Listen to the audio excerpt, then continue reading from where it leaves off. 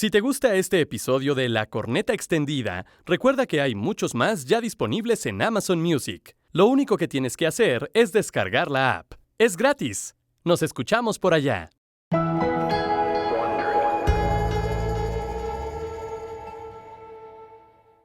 Este podcast contiene lenguaje explícito y está dirigido a un público adulto. El mensaje puede considerarse vulgar y ofensivo. Recomendamos discreción. La Corneta Extendida, un podcast original de Amazon Music. ¡Sal de este cuerpo! ¡Te ordeno, Satanás, que reconozcas el cuerpo de Jesús! ¡El poder de Cristo te obliga! ¡Sal de esta criatura! ¡Santo Padre, acógeme bajo tu protección! ¡Deja mi cuerpo! Eduardo, o sea, tienes que hacer tanto pedo cada vez que vas a cagar. Ya, güey, tenemos que empezar. Es que este pinche laxante no funciona, cabrón.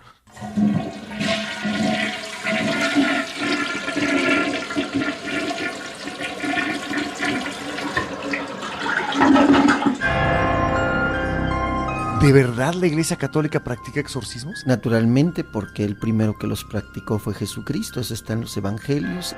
Sí, efectivamente existe este fenómeno. Dependiendo de la cultura en la que estemos hablando, vamos a hablar del ente que posee al individuo.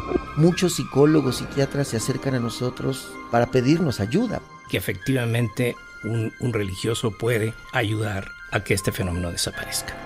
Cuando uno ve algún indicio de una probable posesión diabólica, entonces pasa a este equipo de peritos, psicólogos y psiquiatras que nos ayudan a ver efectivamente el estado de salud mental de la persona. Es decir, no solo basta el juicio del sacerdote.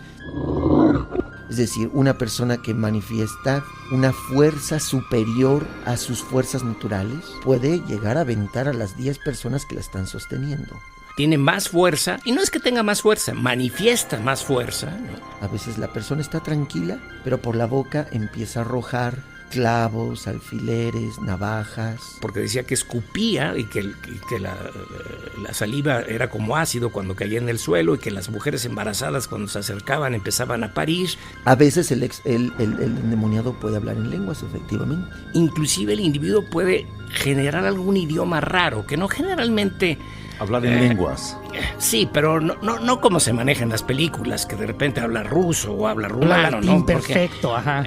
Exactamente. Es Conversa en latín. Un lenguaje, digamos, como entremezclado con neologismos que pareciera un idioma diferente, pero en realidad son neologismos, ¿no?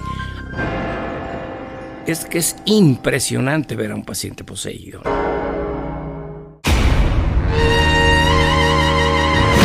Ahora sí, la corneta se pasa de verga.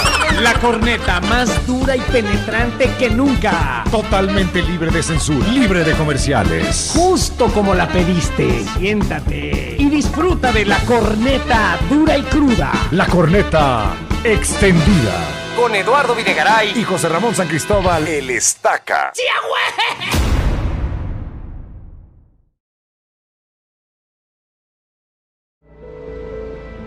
Bueno, el día de hoy nos vamos a adentrar en los misterios de un exorcismo, desde distintos puntos de vista, desde el punto de vista religioso y desde el científico. Y fíjense que el día de hoy vamos a hacer un ejercicio de apertura de mente, porque pues ya saben lo que yo opino acerca de las ideas místicas, ¿no? Pero el día de hoy vamos a analizar el exorcismo como tal, porque eso es una cosa que sucede en distintas culturas alrededor del mundo. No es nada más en nuestro país, no es nada más en Europa. O sea, la gente constantemente es poseída por demonios o espíritus o cosas que de alguna manera toman control de sus cuerpos y sus personas. Entonces hoy vamos a hablar con un psiquiatra y vamos a hablar con un párroco y vamos a recibir los dos puntos de vista. Un exorcista, de hecho, alguien que se dedica a ello para recibir los dos puntos de vista sobre esto, que a muchos les parece una broma y una mamada, pero que la verdad es que se van a sorprender con lo que van a escuchar. Pero bueno, ¿qué es un exorcismo? Es un rito a través del cual un sacerdote logra liberar de una posesión a un ser humano. La palabra exorcismo viene del griego antiguo exorquismos, que significa obligar mediante un juramento, es decir, conjurar.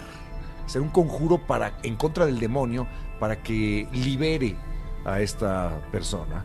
Y evidentemente los exorcismos pues han servido para hacer muy entretenidas películas de terror y para darle vida a esta idea de que el diablo existe y de que el diablo puede incidir en nuestras vidas y que el diablo puede variar nuestras conductas. Que aparece, que se puede incluso hablar con él. Ahora, el primer exorcismo documentado fue como en el año 1600 y durante mucho tiempo ahí anduvieron los exorcismos, pero curiosamente en el siglo XX, el siglo pasado, empezó a popularizarse más y más el exorcismo. Yo supongo que esto a lo mejor tiene que ver con el lanzamiento en los 70s de la película de El Exorcista, que pues, ha sido como la mayor guía de qué es lo que sucede en un exorcismo, aunque está lleno de fantasía, pues sí habla de una posesión demoníaca y de ciertos comportamientos que se pueden confundir también con patologías psiquiátricas. Pero bueno, o sea, por ejemplo, los documentos que hablan de los exorcismos, el primero moderno documentado sucedió en el año 1565 en un lugar de Francia llamado Laon, y lo presenciaron, aquí se van a sorprender un poco, 150,000 personas.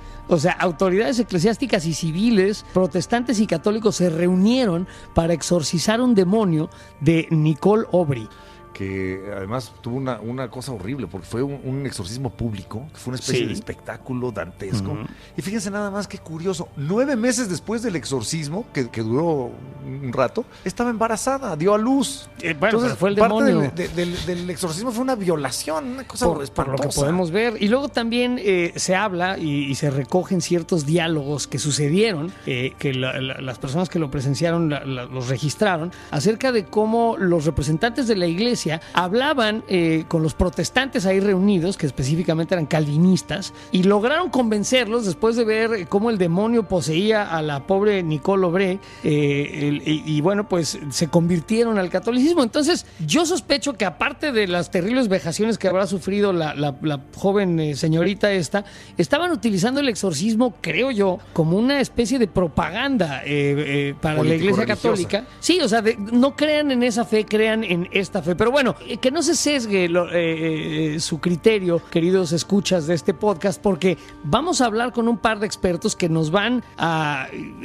explicar qué es, porque desde al parecer es una cuestión real, lo de la posesión demónica existe, es real. Pero antes esto.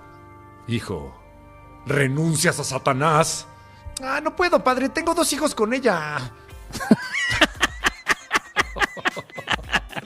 Oye, si Satanás castiga a los malos, ¿eso no lo hace un buen tipo? Fíjate que es una pregunta que yo siempre he tenido. O sea, ¿Satanás castiga a los que pecan? ¿No les debería dar un premio? No debería de regalarles algo. A la niña del exorcista con 100 gramos de cocaína, pues es un claro caso de posesión, ¿no? Exacto. Posesión simple. ¿Tú sabes con qué se lava el cuerpo de Satanás? ¿Con qué, güey? Con gel de baño. ¡Espartanos! Esta noche cenaremos en el infierno. No le hables así a los niños. Si no quieres ir a casa de mi mamá, no estés chingando y quédate aquí, pendejo. En el infierno cenaremos, niños, ya les dije. ¡Espartanos! Además me encanta. Espartanos. Yo la verdad es que estuve averiguando y a la conclusión que llego es que en todas las religiones me voy al infierno. Te vas a la verga, más bien. Bueno, pues estamos muy contentos porque vamos a hablar acerca de los exorcismos o las posesiones demónicas o demoníacas. Demoníacas, porque demónicas no, güey, porque pobres mónicas, o sea, nada más las poseen a ellas, ¿o qué? Todas las mujeres son poseídas en algún momento, no solo las mónicas. No sean así, demoníacas, güey. Bien. Ok, entonces, pero lo vamos a analizar ahora desde el punto de vista de la ciencia. Y es por eso que invitamos y nos sentimos muy orgullosos de que aceptó nuestra invitación el doctor Enrique Camarena, que es una eminencia. Él es psiquiatra y es también... ¡Doctor psiquiatra! ¡Ya no me mires más! Las piernas... ¿Están peludas, Doc? ¿Mis piernas? ¿Cómo? Perdón, acaba de Bienvenido, doctor Enrique Camarena, por favor. Bueno, pues platíquenos usted a qué se dedica, qué hace. Bueno, pues soy trabajo con adultos, trabajo con niños, con problemas psiquiátricos, con problemas emocionales, ¿no? Soy psicoterapeuta, también soy líder en el campo de la psiquiatría iberoamericana, me dedico a organizar eventos internacionales y bueno, básicamente a eso me dedico. Y lo trajimos para hablar de una cosa que parecería estar fuera del campo de la ciencia, Doc. Cuando hablamos de posesiones demónicas, que no son exclusivas, digamos, de la Iglesia Católica, del asunto tradicional o más conocido aquí en México, en todas las culturas se habla de entes, de cosas que pueden poseernos, que pueden tomar control de nosotros. Desde el punto de vista psiquiátrico, ¿cómo nos explicamos que alguien diga es que estoy poseído, es que hay algo que entró en mí y me está controlando? Bueno, mire, o sí se meten los demonios. Bueno, lo que pasa es que sí existe este fenómeno, existe en todas las culturas y evidentemente dependiendo de la cultura en la que estemos hablando, vamos a hablar del ente que posee al individuo, ¿no? Obviamente en la cultura occidental, la religión judío-cristiana, pues es la que tiene más peso específico en la mayoría de los individuos que viven en Europa y en Latinoamérica. Pues obviamente el demonio pues es un personaje muy significativo dentro de la religión, con todas las características pues de maldad, en fin, tiene muchos simbolismos y muchas formas de conceptualizarse. Generalmente el demonio que nosotros conocemos viene mucho de la imagen de Dante Alighieri, de los dibujos de Doré, de este gran grabador francés. Exactamente. Entonces, ¿qué sucede? Sucede que efectivamente un individuo con determinadas características de personalidad, esto se llama trastorno disociativo, y que está muy inmiscuido en el aspecto religioso, ¿no? Se le introyecta la figura del demonio y hay una transformación de la personalidad que lo hace actuar como si fuera un demonio, ¿no? Okay. Debo de aclarar, muchachos, que este problema está reconocido por la ICD-10. A ver, ¿qué es eso? ¿Qué significa ICD-10? Perdón, si tienes toda la razón para que te aclare. Es el sistema de clasificación internacional de la Organización Mundial de la Salud. Okay. Entonces se habla de posesión. Desde luego posesión como tal. No dicen demoníaca porque esto puede suceder en Japón, pero con otro ente, ¿no? Pero como una patología descrita. Estamos hablando de una cosa que sucede. Como una patología descrita. Y así lo llaman, posesión. Posesión. Y así está considerado como tal, ¿no? Ándale. O sea, sí existe la posesión entonces. Ahora, hay una transformación tal que le cambia la cara al individuo, tiene más fuerza, y no es que tenga más fuerza, manifiesta más fuerza, ¿no? Su cambio es radical, por eso también se le conoce como disociación de la identidad. Hay un problema de identidad, ¿de acuerdo? Puede tener cambio de voz, de actitud, inclusive su cuerpo puede contorsionarse, puede hacer gestos pues muy raros que parecen demoníacos, desde luego, ¿no? Puede variar. Inclusive el individuo puede generar algún idioma raro, que no generalmente... Hablar en lenguas. Sí, pero no como se maneja en las películas, que de repente habla ruso o habla rumano, latín, ¿no? Perfecto, ajá. Exactamente. Es conversa en latín. Un lenguaje, digamos, como entremezclado con neologismos que pareciera un idioma diferente, pero en realidad son neologismos, ¿no? Aquí lo interesante del caso es que es impresionante ver a un paciente poseído, ¿no? ¿Se parece a lo que vemos en las películas? Mire, si recordamos, desde luego, la clásica y, bueno, que es una obra de arte del cine, que es El Exorcista. El Exorcista, ¿no? Está un poquito exagerado, digo, porque no vuela, ¿no? Porque ahí sí vuela, claro, ¿no? Y una serie de características que no son tal. Sin embargo, en la cuestión de la transformación, digo, tampoco se le voltea la cabeza, ¿no? Y fíjense que lo bonito de todo esto es que efectivamente, lo bonito, si ustedes recuerdan, le hacen una tomografía y la tomografía sale normal y efectivamente los pacientes con posesión, con este fenómeno de posesión, si le hacen una tomografía no va a salir nada, porque es un problema neurobioquímico y esto creo que contesta lo que ya me preguntaron. O sea, es una alteración neurobioquímica y neuroeléctrica del sistema nervioso central que da como resultado este cambio tan radical de la personalidad. Vamos a frenarnos un segundito ahí. Neurobioquímico, sí. O sea, la química del cerebro, que es evidentemente una cosa muy frágil o digamos que es de variaciones minúsculas. Cuando alguien tiene, por ejemplo, no sé, por mencionar algo, el litio, y se mueven esos niveles, pues la persona sufre trastornos importantes. Entonces, estamos hablando de que la persona de alguna manera físicamente se enferma y de ahí, digamos que se dispara este trastorno. Exactamente, porque generalmente tiene que ver con un evento traumático.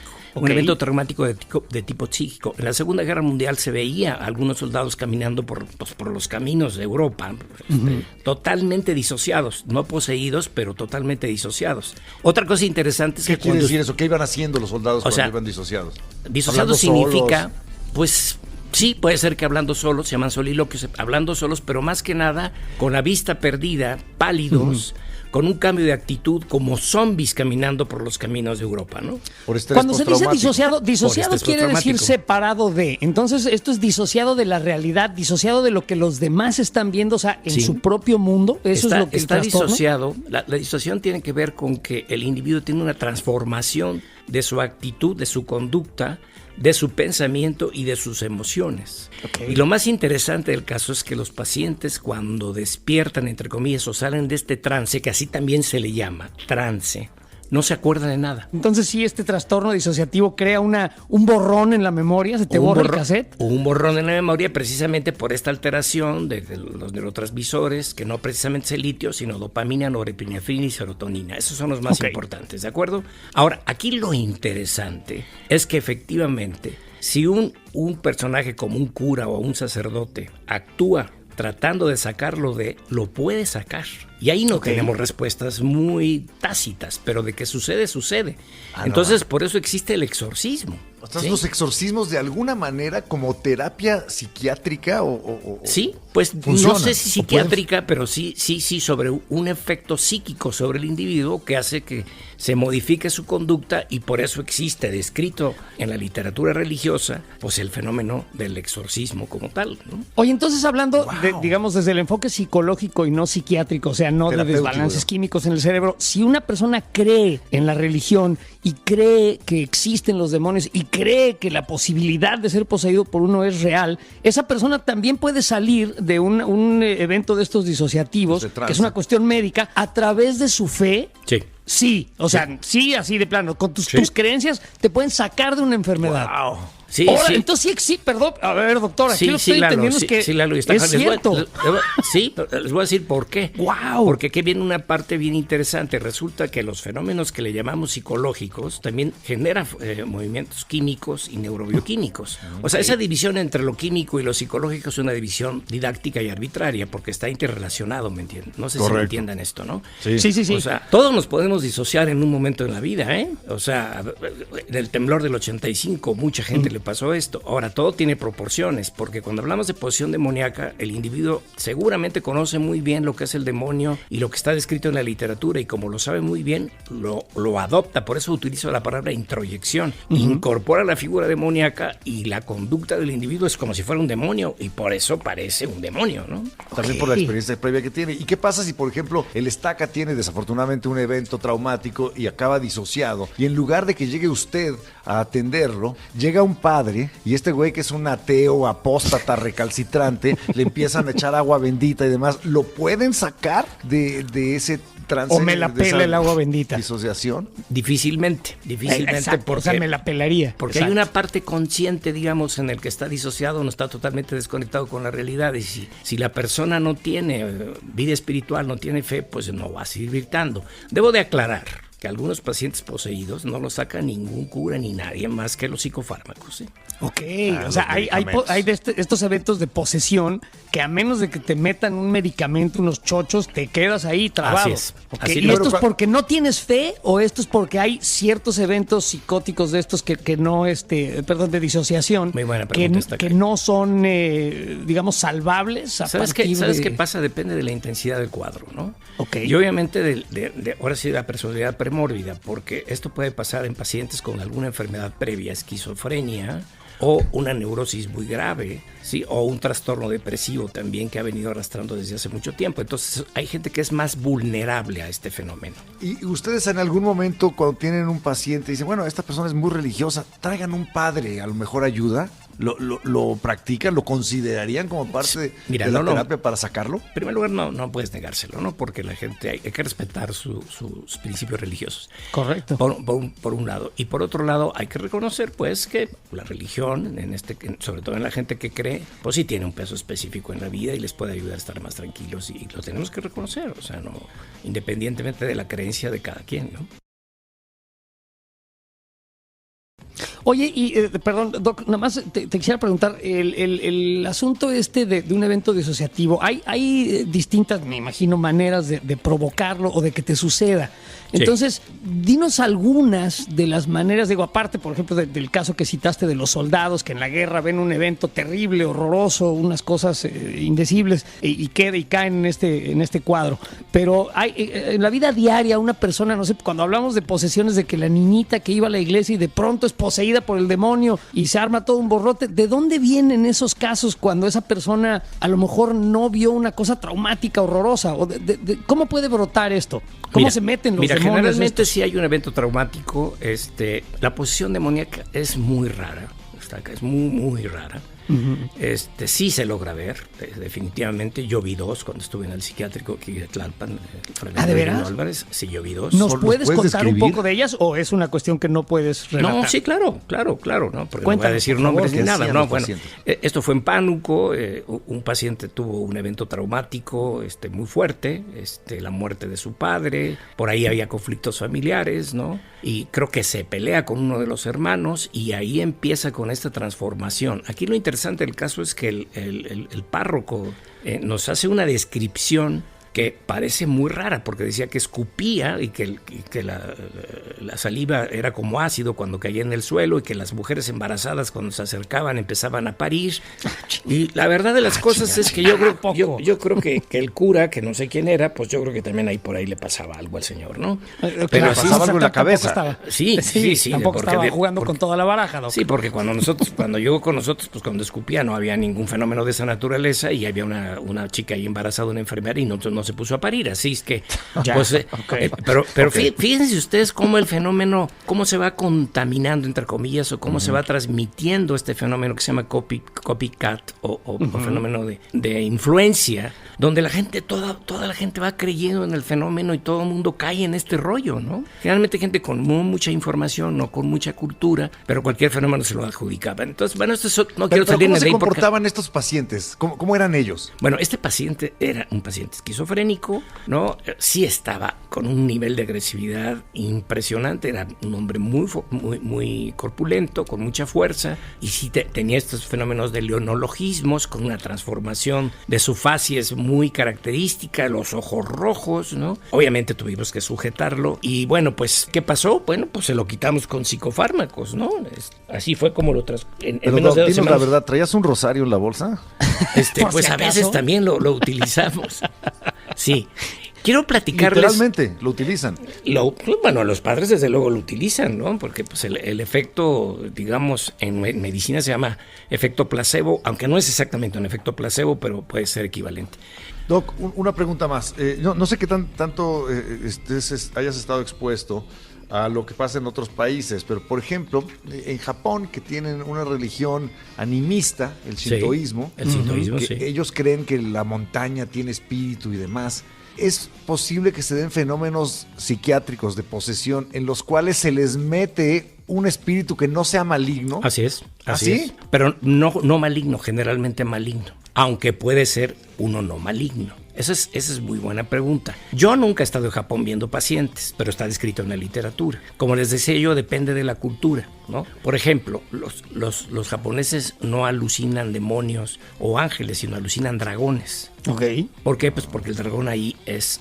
Ustedes cuando van ahí a los templos, pues ven al dragón como una figura pues anímica, simbólica, en fin, parte del sintoísmo, como tú lo acabas de decir, ¿no? Es decir, se da el mismo fenómeno, generalmente de espíritus malignos, pero también también existen fenómenos de posesión, pero de otros personajes, ¿eh? Por ejemplo, me acuerdo de unos chicos que se pusieron a jugar Ouija y estaban convocando al abuelo, y uno de los chicos se convirtió en el abuelo y empezó a hablar como viejito, se encogió. Okay. Otra de las características es que no sienten mucho, o sea, si tú le das un piquete, baja la sensibilidad, se ponen muy tensos, ¿no? Es un fenómeno espectacular, ¿eh? Entonces, a ver, Doc, si estoy entendiendo, tú entonces estás siendo poseído más bien por tus ideas, o por tus pensamientos, o las cosas que conoces. Qué chistoso, o sea, te posees a ti mismo, tú eres el mismo demonio que te está poseyendo. Es tu mente y tu memoria la que genera esas imágenes. Es tu mente, es tu memoria y es la circunstancia, como decía Ortega y Gasset. Yo soy mi circunstancia. y esta mitad de la realidad circunstante es la otra mitad de mi persona. Entonces, desde luego que en el fenómeno de posesión tiene que ver el entorno, tu educación, tu formación y tu cultura. ¿Tú crees en Dios, Doc? Yo creo en un ser superior. Yo creo en un ser superior, en un ente superior, ¿no? Ya no es en el concepto como lo manejé, porque yo también soy de una familia muy católica, pero ha cambiado mi percepción de esta deidad, ¿no? Entonces, ¿crees que se haya dado en algún momento una posesión, no desde el punto de vista psiquiátrico como lo describiste, sino una posesión como lo describen las religiones, que se le haya metido un espíritu a un ser humano? No creo en eso. No lo crees posible. No, Categóricamente no. Pues no, es que acabamos de escuchar toda una serie de descripciones de cómo sucede el mismo fenómeno disociativo en distintas culturas y en distintos entornos, ¿no? Así y los síntomas, los efectos son los mismos, aunque las causas supuestas, o sea, los demonios pueden ser distintos o diferentes dependiendo de dónde estás y qué conoces. Así es como Oye, muy Doc, buena otra resumen. pregunta. ¿Y qué otros padecimientos, por ejemplo, el síndrome de Tourette o qué más le puede dar a la gente que se confunda con una posesión demoníaca? Bueno, pues está la fuga disociativa, ¿no? La amnesia disociativa, pero son fenómenos muy parecidos, ¿eh? La fuga disociativa son estos casos rarísimos que la gente se transforma en la personalidad, se va de viaje a Hawái y se hace pasar por otro personaje y tiene otra historia y bueno. Eso está divertido, lo voy a hacer. Suena bien.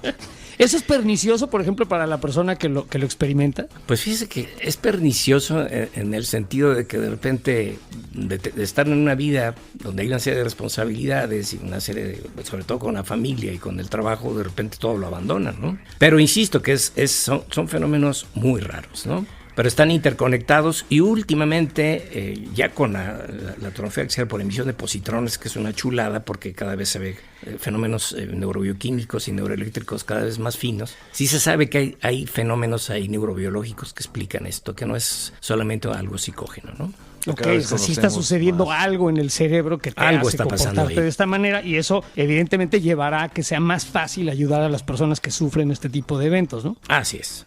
Oiga, Doc, otra cosa que siempre me ha dado mucha curiosidad, lo dicen los sacerdotes, dicen que uno de los síntomas de que sí hay una posesión demoníaca es que la persona muestra una fortaleza física superior a la que su cuerpo le permitiría. Está escrito, Está escrito. Pero miren, dicen que los locos también hacen eso. Bueno, o que una persona en una emergencia también de pronto despliega una fuerza impresionante, ¿no? A eso iba yo. A ver, si a mí se me aparece un lobo y de repente, pues si no sale fuerza. Lo que pasa es que hay una descarga adrenérgica, hay una reacción neurobioquímica en cerebro que hace que se liberen unas sustancias que hace que se libere de la adrenalina que está arriba de los riñones, las glándulas suprarrenales, y la adrenalina aumenta la fuerza muscular, aumenta la frecuencia cardíaca, entonces activa todo el sistema de alerta y el sistema de defensa y eso hace que la gente tenga mayor fuerza, ¿no? Que a lo mejor en situaciones normales pues no las tiene, pero en el momento de querer huir o defenderse, pues la fuerza se incrementa, ¿no? Pero eso tiene que ver más con la urgencia, con la con la descarga de liberación de adrenalina, que con la locura o una enfermedad psiquiátrica, porque también se dice, no, es que los locos tienen una fuerza superior, ¿no?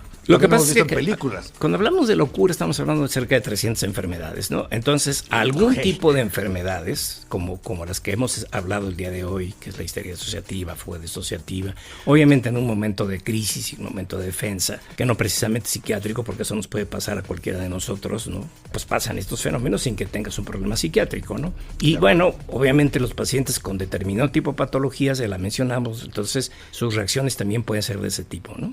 Ok, oye, pues Doc, interesantísima la plática. Si nos lo permites, te vamos a tener que invitar a capítulos subsecuentes de este podcast porque a mí me gusta mucho el asunto de lo que pasa en el cerebro. Y te agradecemos. ¿Quieres cerrar de alguna manera esta entrevista? ¿Algo que nos quieras decir acerca de la posesión demoníaca? Bueno, pues decir que sí es una entidad nosológica plenamente reconocida por la Organización Mundial de la Salud, que es un fenómeno que sí existe, que es poco frecuente y que efectivamente un religioso puede ayudar a que este fenómeno desaparezca. Wow, eso fue lo que más cabrón me impactó. A mí también. Gracias, doctor. Me quedé más pendejo de lo que estaba. Doc, muchísimas gracias. Estamos para servirles. Es el doctor Enrique Camarena, psiquiatra y además psiquiatra infantil, psicoterapeuta, y demonólogo. Gracias, Doc. No, para nada, gracias a ustedes. Un abrazo. Igual. La Corneta Extendida, el podcast de La Corneta. Me siento muy orgulloso de contar el día de hoy en este podcast con la presencia del padre José Alberto Medel Ortega. Bienvenido, padre. Gracias, estimados amigos, me da mucho gusto estar con ustedes. Padre, antes que nada quisiera yo una confesión. Es que no necesito que confiese. Hereje. Espera, necesito que confiese el padre. Padre, ¿usted conoce nuestro programa de radio? Perfectamente. ¡No! ¿Confiesa usted que escucha de vez en cuando La Corneta? De vez en cuando, no, poco más frecuentemente de lo que te Arrepiéntase, padre. No.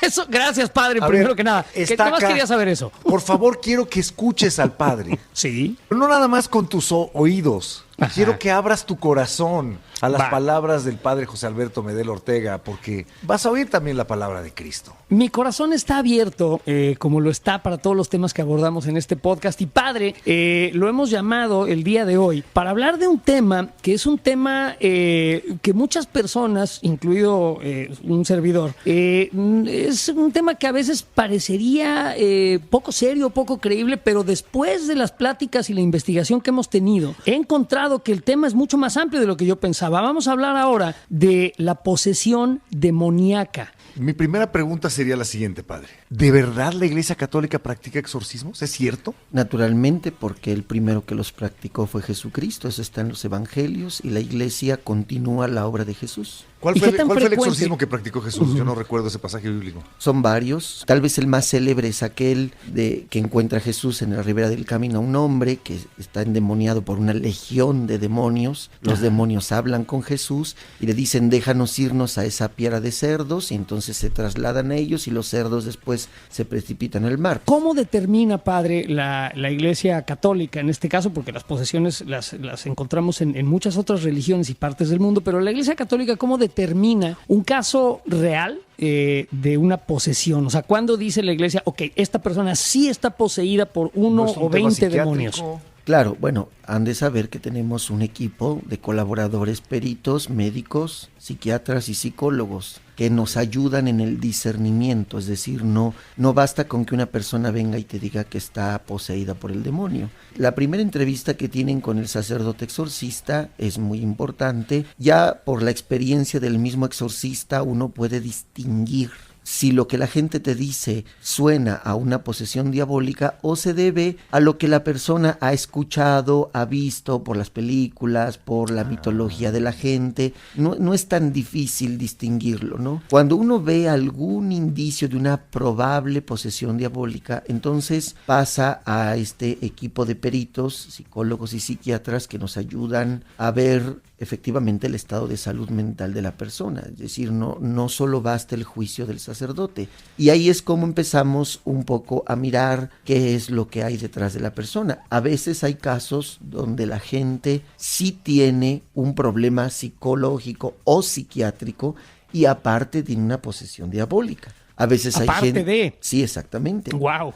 Hay Pobre gente gente. que puede estar sana psicológica y psiquiátricamente y tener una posesión diabólica. Entonces, esto es un proceso, digamos, largo que se llama discernimiento. Ahora, una vez que el exorcista, después de el discernimiento espiritual que hace, más el apoyo de los peritos, mira que es probable la posesión, entonces se procede a una especie de exorcismo diagnóstico, que sería cuando se practican algunas oraciones del exorcismo sin ser todavía el exorcismo, y si hay reacción, pues entonces ya no queda duda que la persona está poseída y entonces... ¿Reacción se por procede parte, al perdón, padre, por parte del demonio o de la persona? O sea, cuando determina si en efecto hay un ente ahí dentro de esta persona. Claro, es decir, bueno, aquí ahorita si quieres entramos en eso que dijiste. Ok. Teológicamente no es posible decir que hay un ente dentro de la persona. Esto es una imprecisión teológica y filosófica que no es Interesante. posible. Interesantísimo. ¿Sí? Ujú. Pero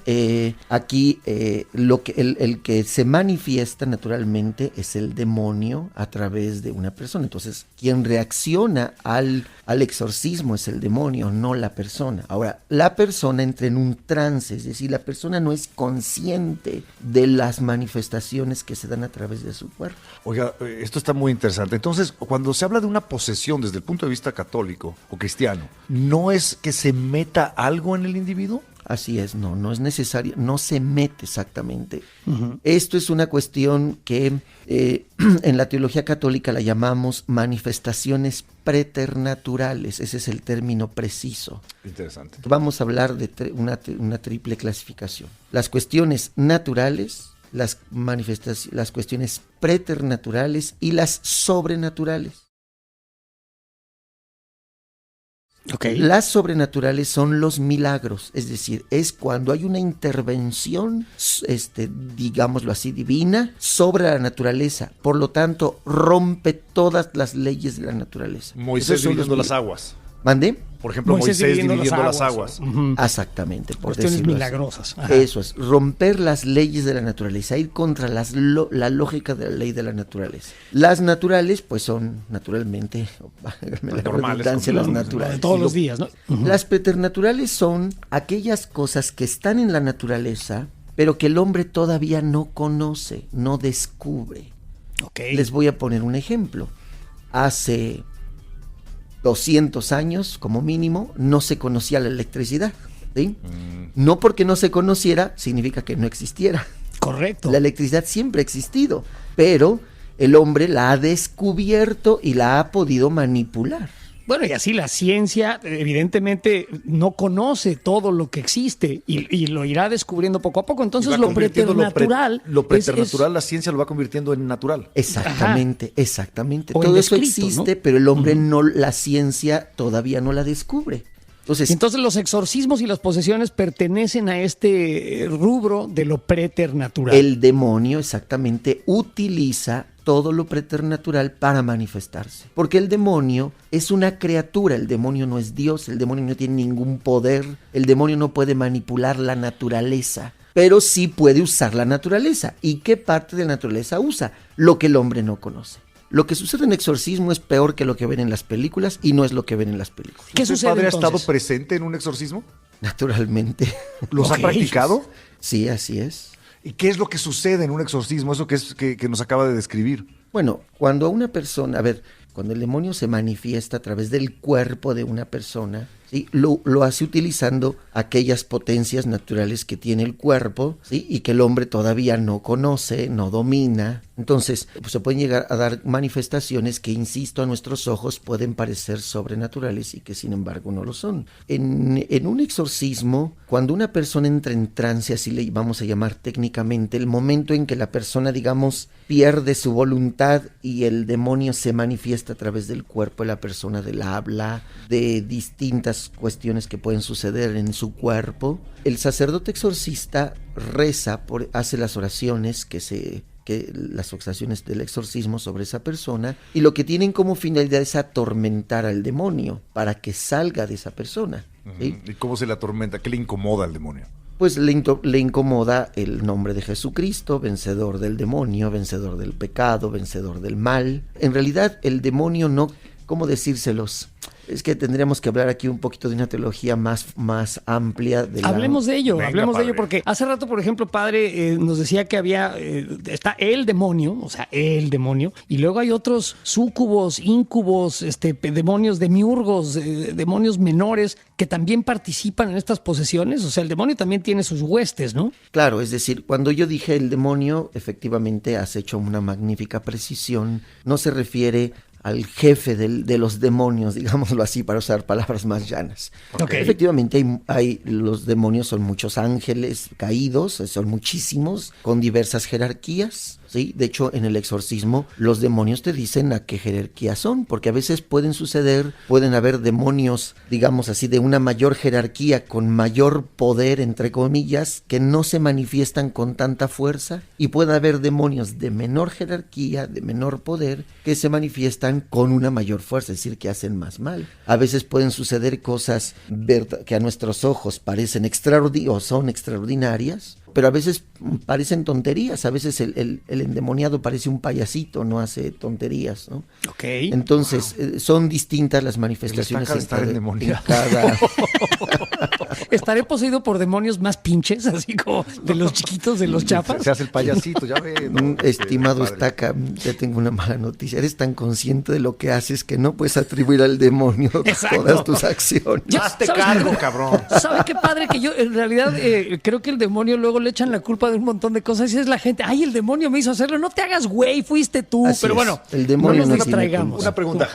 A la hora en que ustedes rezan para sacarlo, ¿utilizan el español o lo hacen en latín? A ver, antes de eso, para terminar la pregunta anterior, porque sí es Perdón, importante, para evitar confusiones, hay que decir que en sentido estricto, el demonio no quiere poseer a una persona, porque el demonio, la primera filial del demonio es que tú te condenes, es decir, que te vayas al infierno. Ese es su papel. A él no le interesa estar poseyendo a las personas. Quiere robarse almas para el infierno. Claro, él quiere que tú te pierdas. Ahora, ¿cómo te pierdes? Cuando el demonio te tienta, y como hace un momento bien decía Estaca, cuando tú, accediendo a las seducciones del demonio, eliges hacer el mal, entonces tú eres responsable del mal que haces y es como te condenas. Eso es lo que el demonio quiere. No quiere estar poseyendo a las personas ni espantando a nadie. Las quiere O sea, hacer pecar. ¿Sí? Sí, quiere Eso que seas malo. Así es, exactamente. Y que tú seas responsable del mal que haces, porque si no, no se te puede imputar.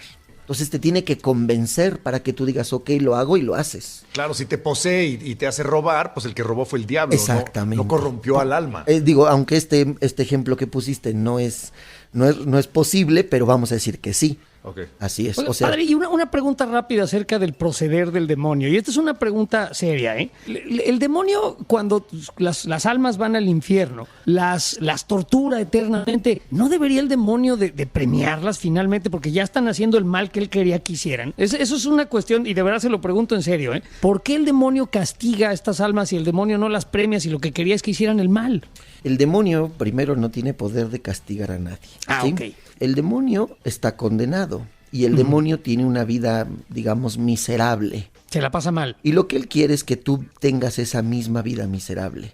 Ah. Pero el demonio no te castiga ni te atormenta. Tú te vas a atormentar solo, digamos. Ahora, Ok. en este sentido, el infierno no es un lugar. El infierno es un estado, no es un lugar. Ok. Entonces no es un horno encendido donde vas a estar atormentándote eternamente. Esto es importante, esta precisión de que el infierno no es un lugar, el infierno es un estado. El infierno puede estar aquí y ahora cuando hacemos el mal. Empieza en esta vida, naturalmente. Ok. Todo el mal que tú haces, todo esto es ley de la vida, no es hasta ley de la física. La condenación es va a ser la soledad eterna. Esa es la condenación. Una persona, ¿qué es lo que te motiva a hacer el mal? Es el egoísmo. Entonces, ¿qué es el egoísmo? Cuando tú estás al centro de tu vida y usas todo y a todos tanto cuanto te reditúen en bien y felicidad solamente personal.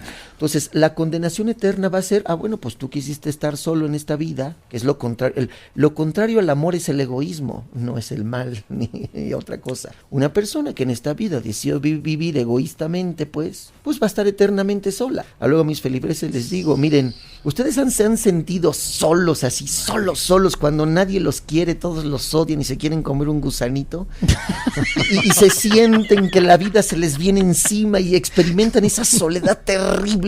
Yo creo que todos lo hemos vivido. Bueno, pues ese instante que puede durar unos segundos o unos minutos, ahora piénsenlo por toda la eternidad. Eso es el infierno. Pero regresando a los exorcismos, ¿es más eficiente hacerlos en latín o en cualquier idioma? No, el exorcismo, esto que tú me estás diciendo corresponde a un pensamiento mágico, ¿no? Es decir, no, lo importante es hablar en nombre de Jesucristo, porque es en el poder de Jesucristo como se expulsa el demonio, se atormenta el demonio, que ahorita sería bueno volver a esto. Entonces, claro, el exorcismo se dice en el idioma que lo entiende cualquier persona y que lo habla. Y hace rato nos decía, padre, que lo que más le molesta al demonio que está poseyendo una persona es el nombre de Cristo que vence al demonio. Pero también al demonio, por ejemplo, no sé, cuando está en un exorcismo, al demonio también se le increpa con insultos. Se le habla del poco poder que tiene, se le minimiza. ¿Cómo se le castiga? ¿Se le pinchea? Exacto, digo, y por decirlo de manera coloquial, se le pinchea y se le dice groserías al demonio. O seriamente, ¿cómo es que se trata al demonio para que deje a una persona? ¿Cómo funciona la expulsión del demonio? Mira, aquí hay un principio teológico muy importante.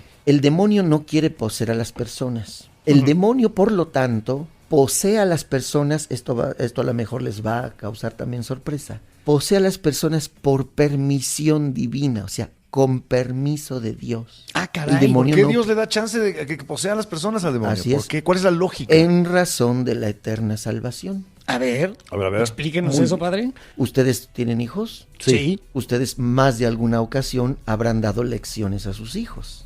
Sí. ¿Cuándo decides tú darle una lección a tu hijo?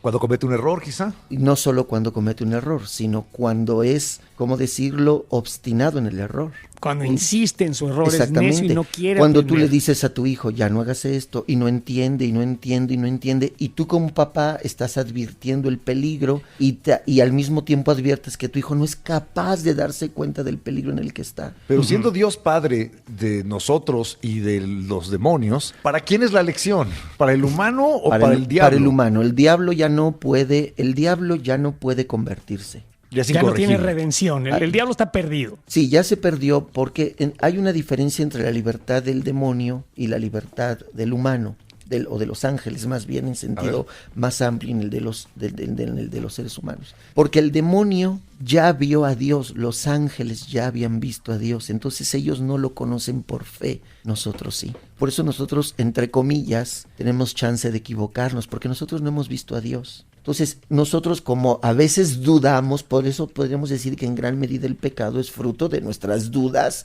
sobre Dios. Pero en el caso del demonio, el demonio ya estuvo ante Dios, ya vio la beatitud eterna de Dios, ya la pudo gozar, y gozando aún esa así- beatitud eterna, le dijo no. Está pendejo el demonio. Así es. Exacto. Es que creo que sí un poco, pero... Bueno, a ver, aquí, bueno, no, pero esto es importante. Adelante, padre. ¿Por qué es pendejo el demonio? eso. Es que ¿Por ese qué? El egoísmo te hace pendejo. ¿Cuántos exorcismos se practican en el mundo anualmente, digamos? Uy, más de los que tú te imaginas.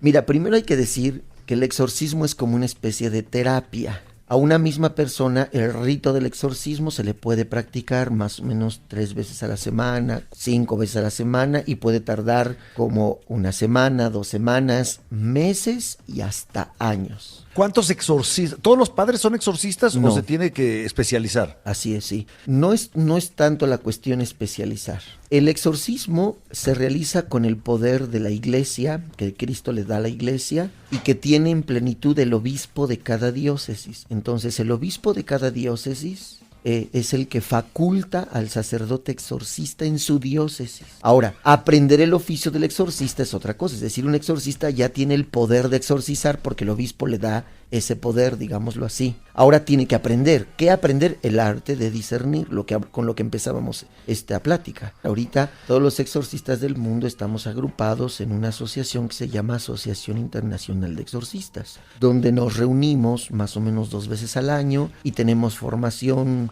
relativamente frecuente donde nos vamos ayudando a ver cómo se va discerniendo los casos, porque son la fenomenología, digamos, de por lo cual una persona puede llegar a ser poseída, son muy diversas. Entonces necesitamos escucharlos y efectivamente eso nos ha dado mucha luz a la hora de poder hacer estas prácticas. Existen, según tengo entendido, 3 tipos de exorcismos. Y el Estaca a lo mejor no lo sabe, pero a él ya le practicaron un exorcismo. Ah, caramba, A ver. aquí yo también voy a aprender algo nuevo. ¿Cuáles son estos ¿De 3? qué manera? Sí, exacto. ¿Cuáles son El los 3 tipos de exorcismo exorcismo? bautismal. Ajá. Ah, ok. Cuando es eso, te padre? bautizaron, te quitaron el pecado original Ajá. y está considerado, según tengo entendido, una forma de exorcismo. ¿Es correcto, padre? A ver, miren, en realidad existen 2 tipos de exorcismo. El que llamamos exorcismo mayor y el exorcismo menor. El que tú estás llamando se llama exorcismo menor. No es estrictamente un exorcismo. Así se le llama porque es una oración donde se invoca el poder de Jesucristo para que libere a una persona del influjo del demonio.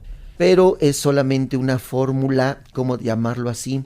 Una fórmula retórica, porque en realidad no hay una posesión, simplemente No le está sacando nada. Exactamente, es preventivo. Exactamente, es como el deseo de la iglesia de que esta persona que va a recibir la gracia de ser hijo de Dios pueda luchar contra el demonio. De hecho, en Una el vacunación espiritual. algo ¿Y así. cómo es que el demonio puede franquear esa barrera y esa vacuna espiritual y de todas maneras llegar a hacerle daño a la persona? Te voy a poner un ejemplo muy simple. ¿Tú cómo te proteges de los ladrones? Pues con una barda o con puertas, en el peor de los casos con una escopeta. Así es.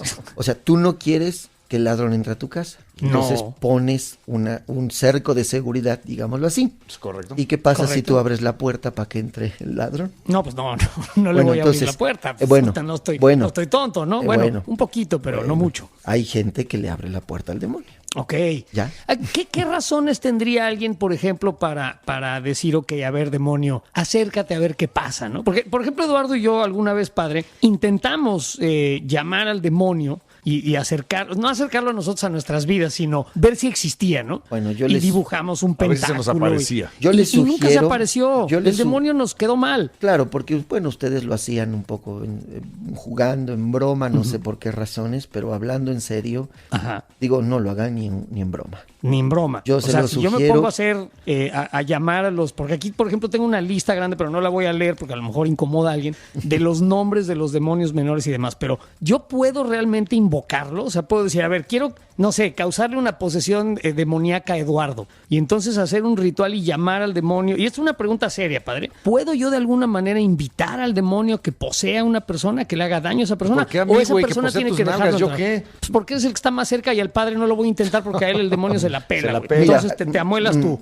Aquí habría dos cosas que tendría que decir. Mira, por ejemplo, en el hipotético caso en concreto tuyo, que tú te declaras no creyente, incluso ateo, vamos a decir que Dios quiere que creas en él, entonces Dios le va a permitir al demonio que te atormente para que tú, con todas estas cosas, te des cuenta de que él existe. Estás lejos del evangelio, nunca te vas a acercar a la iglesia, nunca te vas a acercar a la fe. Y entonces tú, a lo mejor, por estar jugando con estas cosas, Dios dice, ok, ¿lo quieres? Va. Dios le permite al demonio que por este juego te posea para que tú entres en una experiencia exorcística que te abra la fe. ¿Sí? Ok. Entonces, esto podría ser por un lado. Ahora, por otro lado, yo creo que nos mete en otro tema que a lo mejor no lo han dicho, pero está detrás de esto, ¿no? A ver. Que tú, por ejemplo, le desees a una persona el mal o quieras el mal para una persona. Esto, digamos, ya sistematizado sería la brujería y otro tipo de prácticas esotéricas. Eso es abrirle la puerta al demonio, claramente. Exactamente, así es. Que alguien lo puede hacer no para hacer el mal, que es lo que llaman la brujería blanca, que no tiene ningún poder. Para la fe católica la brujería no tiene ningún poder. Es lo que le iba yo a preguntar a usted. Es que ahorita que las mencionó, ¿usted cree que la brujería es real? O sea, o de plano no tiene ningún poder, son digamos, creencias que afectan a las personas, pero que en realidad no existen para la Iglesia Católica. Es real en cuanto que existe quien las hace, y es real en cuanto que quien las hace busca una finalidad. En ese sentido, claro que es real, ¿sí? Pero su efecto. Pero su efecto no es real. Ahora, no lo que tú piensas que hace, pero sí tiene un efecto en cuanto que hay maldad detrás de todo esto. Es decir, no el efecto que tú piensas que por hacer un amarre una persona te va a atraer, o todas estas cosas que la gente esotérica y toda esta gente absurda que hace brujerías y que creen los astros y estas tonterías de gente ingenua, ignorante. Gracias, padre. Cree. No, es que hay más superstición de lo que tú te imaginas. Muchísima más de la que... O sea, incluso en gente culta. Es más, nosotros en el Ministerio de Exorcistas hemos hecho estudios muy serios, que la gente más estudiada, más docta, que tiene un nivel académico altísimo, es la gente más supersticiosa. ¿Sí? A veces sí, ¿eh? Yo sí me he encontrado con gente de verdad de altísimo nivel intelectual y profesional y que creen en unas cosas que dices, órale, te cae. Ahora, el demonio, como eres un ignorante, pues aprovecha de tu ignorancia. Entonces, el demonio te hace creer que la brujería que tú crees que tiene poder va a tener un efecto, pero el demonio, usando las leyes preternaturales, te hace creer que la brujería sí tuvo un poder, y entonces lo único que hace es que tú lo invoques más o la hagas más y literalmente de la espalda a Dios. Oiga, padre, y vamos a hablar un poquito de estadísticas, así como estrategas militares. ¿Qué porcentaje de éxito tiene el exorcismo? O sea, entre los poseídos, ¿cuántos acaban con el demonio y cuántos siguen con el demonio adentro y tienen que tener más sesiones? No, todos los exorcismos son exitosos, naturalmente. Todos. Todos. O sea, una persona que está exorcizada quiere liberarse naturalmente. Ahora, ¿de qué depende que un exorcismo dure unas semanas o unos meses o unos años? Eso solo Dios lo sabe. Pero la persona va progresando en su vida de fe, va progresando, va convirtiéndose. Y llega un momento determinado en que Dios le dice al demonio, ya puede salir. Porque les vuelvo a repetir, incluso ahorita hace un momento que hablábamos del poder del demonio, el demonio está ahí porque Dios lo permite. Entonces, hasta cada exorcismo es para atormentar al demonio. Lo que el demonio quiere es irse, pero Dios no se lo permite.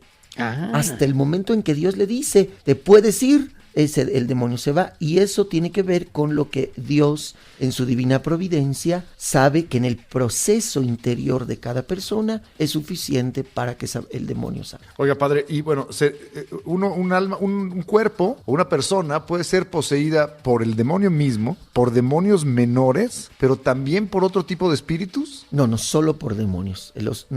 Ningún otro espíritu de un ser humano, de otro ser humano, para la fe católica esto sí es tajante. No se puede meter un muerto. No hay, eso sí no existe en nuestra fe. Los muertos están en otro estado y ellos no tienen contacto con nosotros. Entonces, la fe católica no acepta fantasmas, no acepta almas en pena, no acepta espíritus chocarreros, nada de eso acepta la fe católica. Eso es importante. En esto hay que ser tajante, claro.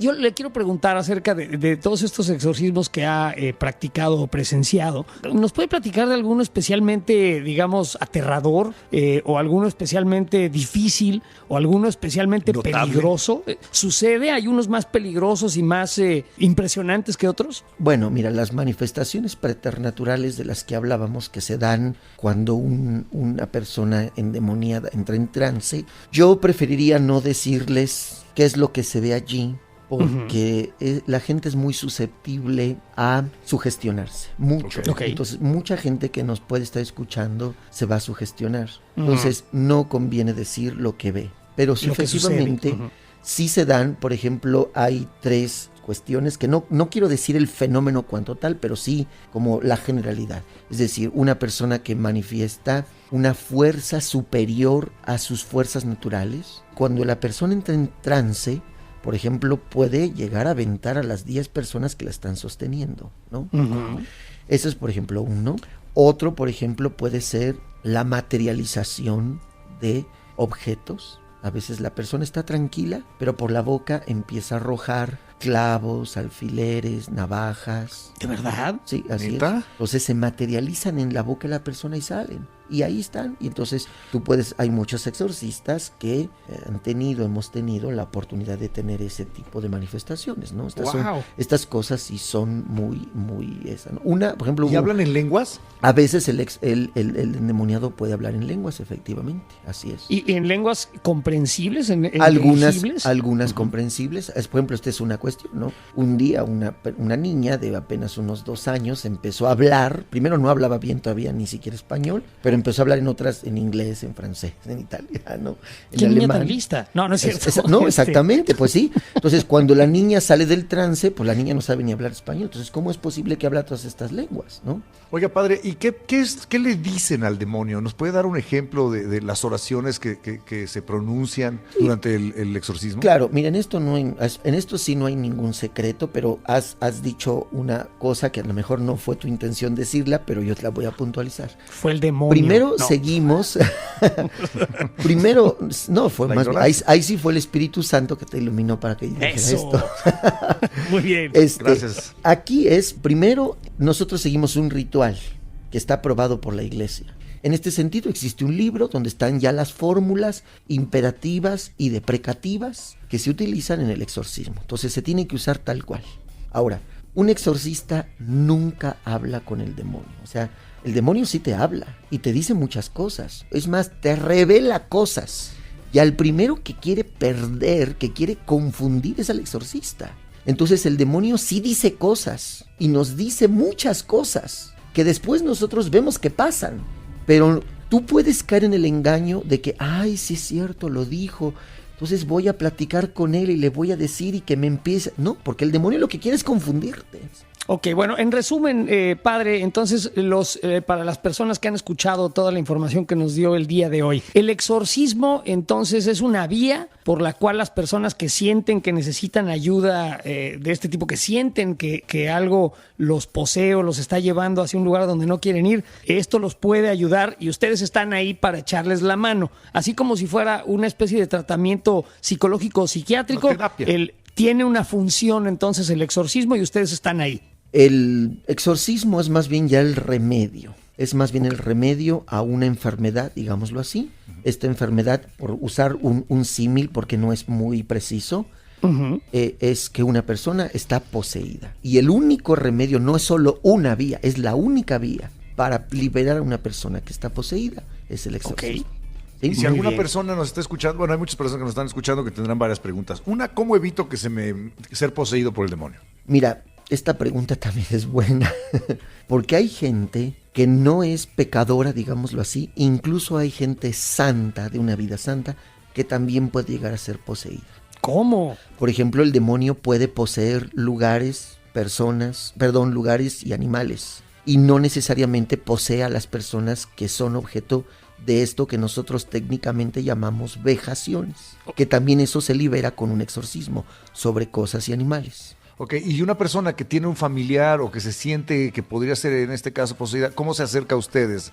¿Qué les recomendaría que hiciera? Lo primero es acercarse a su párroco, a su parroquia o con un sacerdote. En confesión tiene que primero confesarse de sus pecados de los que sí es responsable naturalmente y allí decirle al sacerdote lo que está pasando.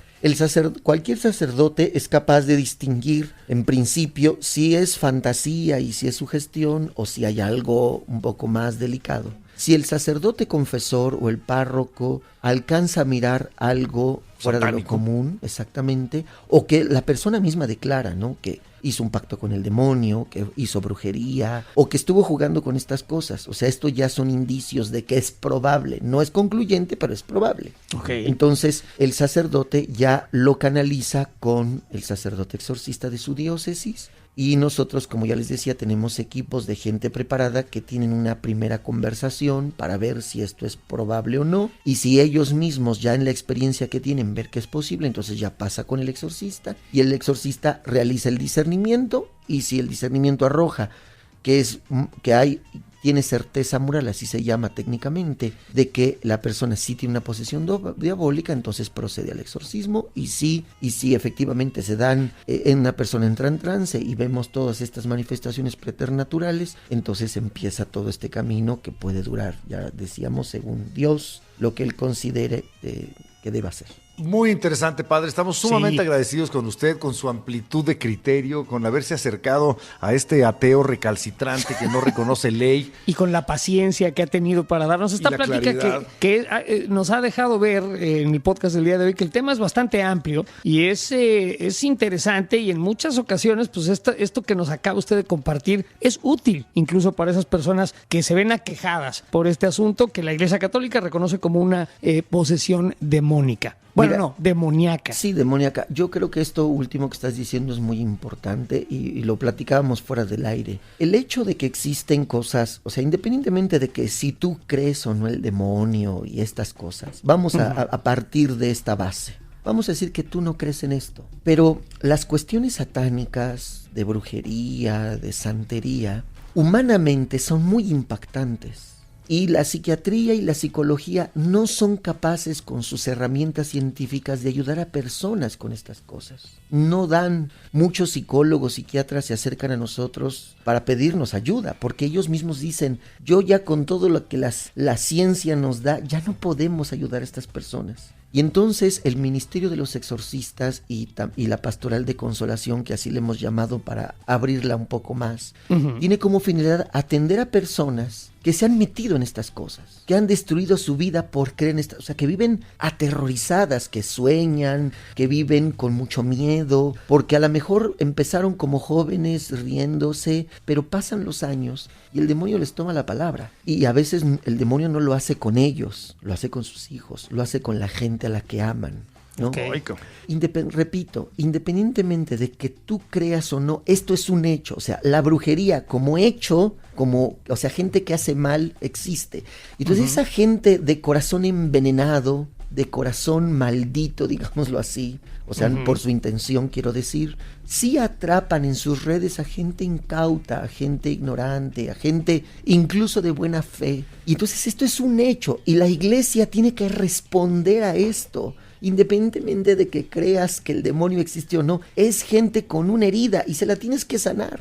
Por eso es muy importante advertir a todos del peligro de andarse metiendo en brujerías, en creer, incluso en la brujería buena. O sea, esto de que una cosa inocente, que en los programas para señoras matutinos, donde está la bruja que lee los horóscopos y mira esto, ustedes dirían, ay, no pasa nada, pues pero esa es la entrada. Pues que son puras pendejadas. Así es, pero es que mucha gente lo cree, mucha gente cree en estas cosas. Tengan cuidado de no abrirle la puerta pues al demonio, para que no tengan que recurrir. Ahora, ya si el demonio entró, ya saben a quién hablarle. Estimado padre, muchísimas gracias de verdad por todo su tiempo, por esta plática, y dejamos abiertas las puertas de este podcast y también del programa de radio si algún día lo desea, para seguir platicando de este tipo de temas.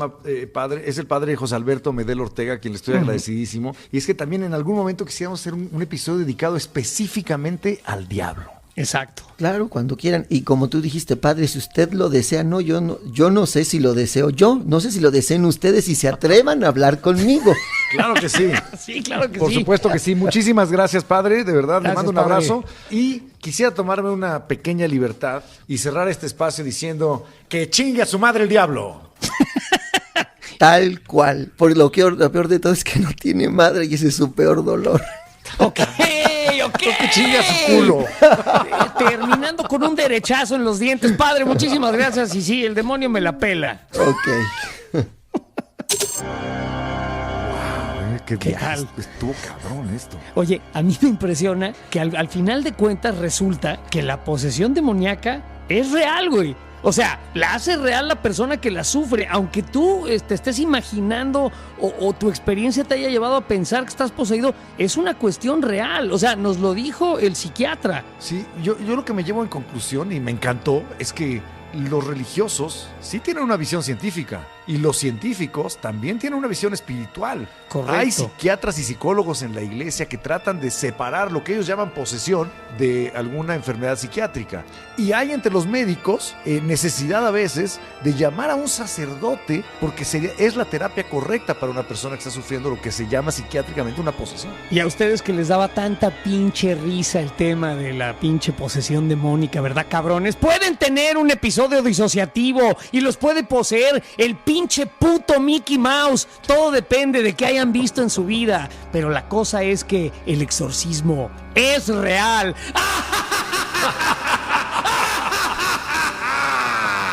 Ay, ya se me metió.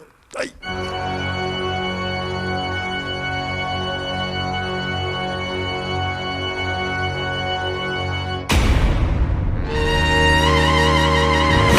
Ahora sí, la corneta se pasa de verga. La corneta más dura y penetrante que nunca. Totalmente libre de censura, libre de comerciales. Justo como la pediste. Siéntate y disfruta de la corneta dura y cruda. La corneta extendida. Con Eduardo Videgaray Y José Ramón San Cristóbal, el Estaca. ¡Sí, güey!